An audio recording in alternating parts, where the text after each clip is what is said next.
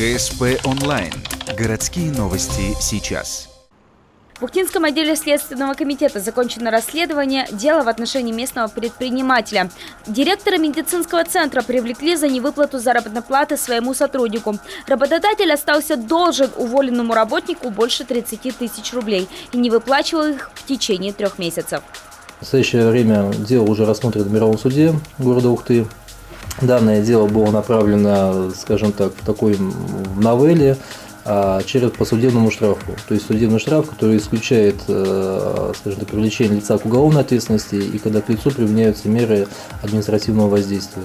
То есть в данном случае это когда человек полностью согласился с предельным обвинением, когда полностью возместил ущерб, принес свои извинения, и когда к нему, разумеется, нет претензий со стороны потерпевших.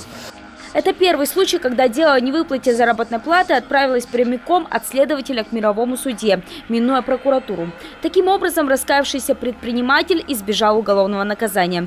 Правда, ему пришлось заплатить административный штраф – 20 тысяч рублей.